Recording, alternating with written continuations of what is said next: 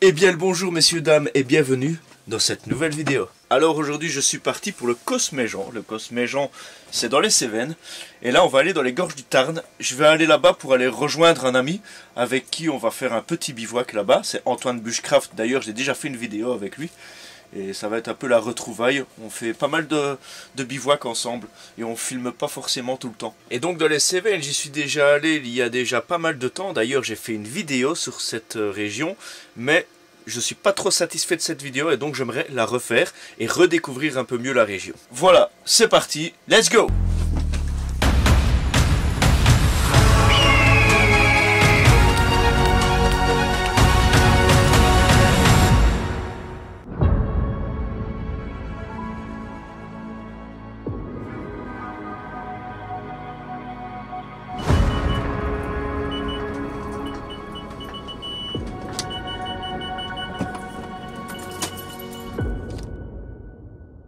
Yo!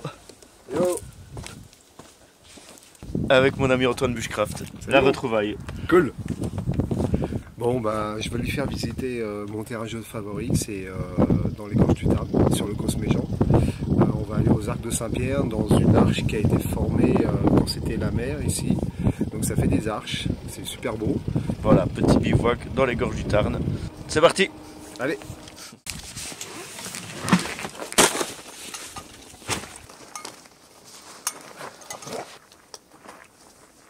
Comment se sont formées les causes? Les causes, en réalité, eh bien, il faut savoir qu'au-dessus de nos têtes, c'était les océans. Et grâce à l'érosion et le temps, eh bien, ça a érodé tout ça. Et en fait, ça a donné ce qu'on voit aujourd'hui, les gorges. Ça a creusé le sol, c'est comme si on mettait une craie avec du vinaigre, ça va commencer à fondre. C'est un peu le même principe. Donc ici, ça a plusieurs millions d'années. En tout cas, on peut trouver des fossiles marins. Donc ce sont des organes animaux marins qui sont entassés. Et qu'est-ce qui a formé? De la tangue. Ensuite la tangue qui forme de la craie. Ensuite de la craie qui va former du calcaire. Et le calcaire dans des millions d'années va devenir du marbre. Alors ici j'ai vraiment le modèle parfait. Une pierre de craie. Donc on voit bien que c'est de la craie qui est en phase de transformation vers le calcaire.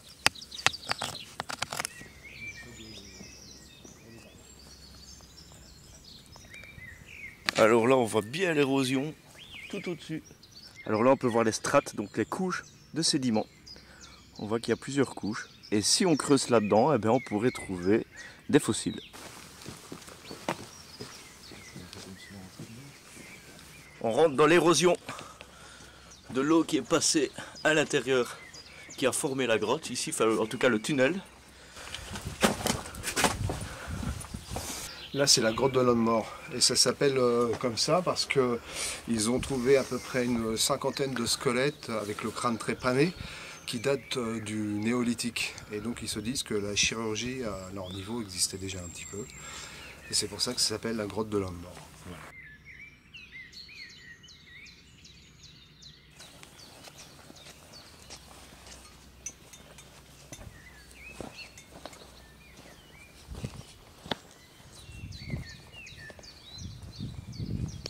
Alors voilà, ici on est dans le village des résiliers. Ouais. Et donc et ça s'appelle village des résignés, pas parce que les gens étaient résignés, ils en avaient marre de la vie ou quoi que ce soit. C'est là où ils récoltaient la résine de résineux. Et donc il y a des installations. Et ça servait à calfeutrer les amphores ou à recoller toutes sortes de choses, quoi. Mais surtout à calfeutrer les amphores. on a un poisson juste là, avec son œil, sa bouche.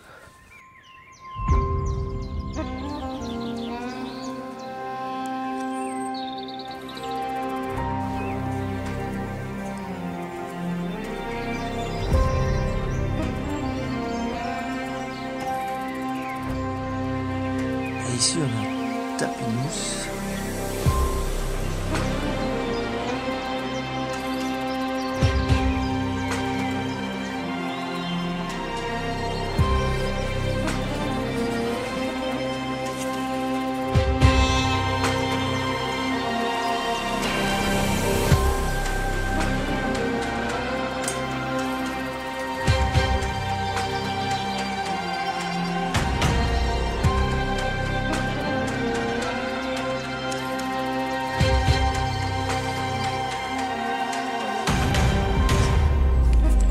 Et voilà, nous sommes arrivés à l'Arche de Saint-Pierre.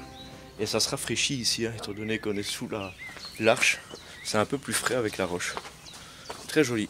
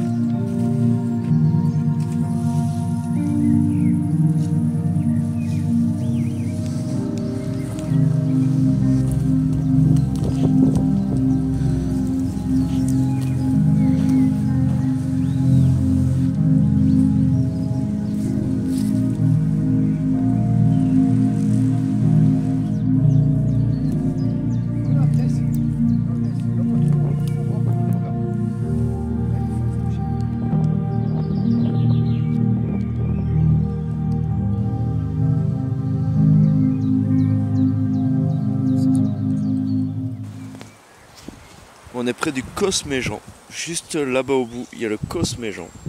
Et donc ici, c'est marrant parce que on n'est ni sur une montagne, on n'est ni sur des volcans, on est sur une plateforme à la base qui est plate. Et cette plateforme, avec l'érosion, elle s'est creusée et a formé une gorge. On peut observer des vautours fauves. Il faut savoir que le vautour fauve est une espèce en voie de disparition à la base à l'époque. Pourquoi? La disparition du vautour a été effectuée de 3 manières différentes. L'État du Gévaudan avait créé un poison en 1766. En fait, à la base, ce poison il avait été créé pour l'extermination du loup. Il remplissait la panse de cadavres de chiens de poison. Étant donné que le vautour était attiré par le cadavre de chien, il venait manger le cadavre de chien et ensuite il mourait. Ensuite, on aura les chasses où là, ils étaient félicités des trophées de vautours fauves. Il y avait aussi les avants, et donc là, c'était les éleveurs qui balançaient leurs cadavres de bétail dans les avants. Et le vautour allait dans les avants pour aller manger les cadavres. Et en fait, ils étaient remplis d'eau, et donc il n'y avait rien à manger.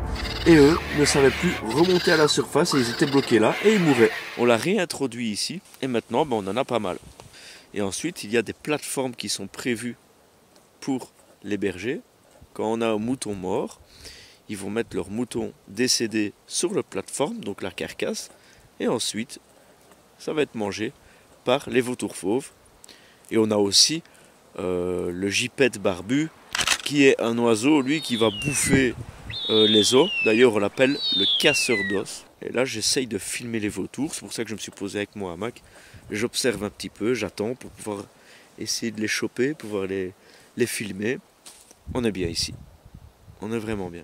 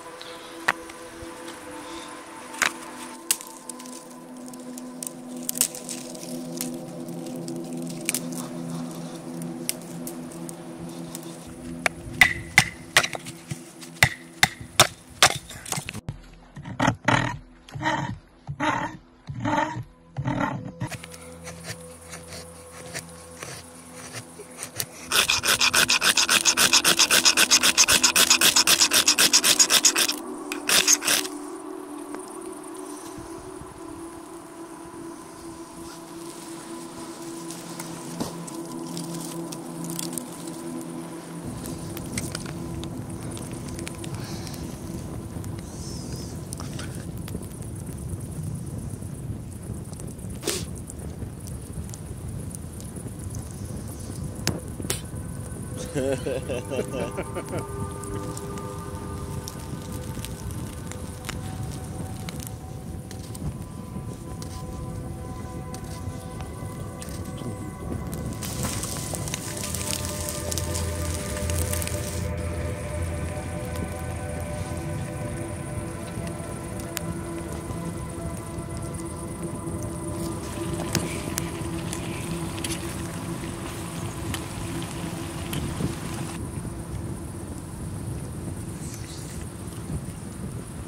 veux quoi?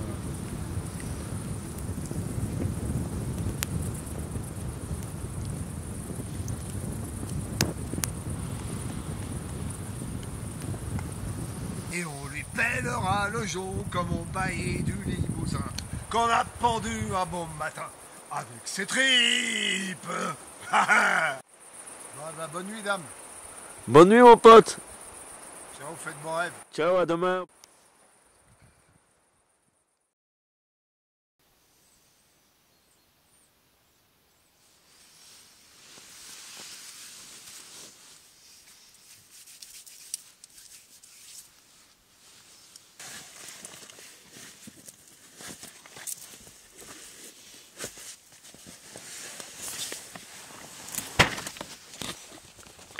Et bonjour.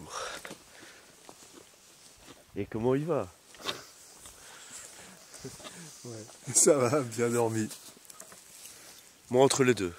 Ouais. Entre le bien et le mal. Bah, il a fait froid vers les 5 heures du matin, quoi, comme d'hab. Ouais. Oui. Mais ça va. La forme pour commencer cette journée.